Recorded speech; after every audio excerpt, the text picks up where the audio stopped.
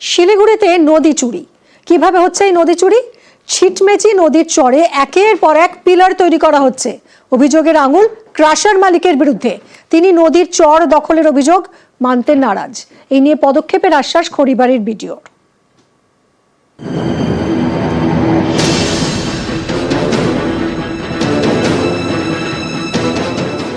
দার্জিলিং জেলার খড়িবাড়ি ব্লকের বিন্নাবাড়ি গ্রাম পঞ্চায়েত। গা ঘেঁষে বয়ে গিয়েছে পাহাড়ি নদী ছিটমেচি। এই নদী এখন সংকটে। বিবেকানন্দ পল্লী এলাকায় ছিটমেচি নদীর চর দখল, সেখানে বেআইনি নির্মাণ, বসানো হয়েছে একের পর এক কংক্রিটের খুঁটি। অভিযোগের আঙুল ক্রাশার মালিক পান্নালাল সিং এর দিকে। স্থানীয়দের অভিযোগ, এ নিয়ে বারবার পঞ্চায়েত এবং বিডিও অফিসে জানিয়েও লাভ হয়নি। তাদের আশঙ্কা, এভাবে নদীর চরে নির্মাণ হলে বিপদ, এতে নদীর গতিপথ বদলে যেতে পারে।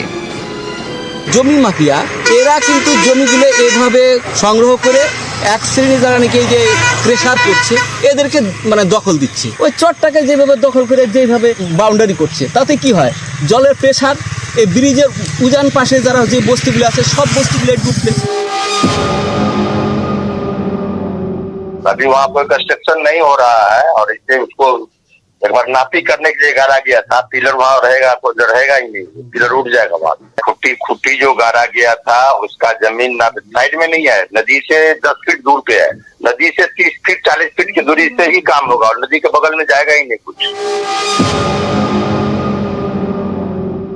কমপ্লেন তো দায়ের হয়েছে, আমরা ইনকোয়ারি করে দেখছি, তারপর যা লিগ্যাল প্রসেস আছে আমরা সেটা করব।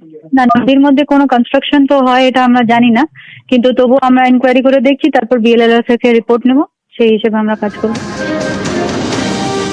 গত বছরের ফেব্রুয়ারি এই ছিটমেচি নদীর চর দখলের অভিযোগ ওঠে। নদীর পাড়ে তৈরি হয় ক্রাশার, এর জন্য নদীর গতিপথ বদলে দেওয়ার অভিযোগ ওঠে। নিউজ 18 বাংলায় সেই খবর দেখানোর পর তৎপর হয় পুলিশ। গ্রেপ্তার করা হয় 3 জনকে। সেই ছিটমেচি নদীর চরে আবারও বেআইনি নির্মাণ, এবার বিবেকানন্দ পল্লী এলাকায়। খড়িবাড়ি থেকে বিশ্বজিৎ মিশ্র, নিউজ 18 বাংলা।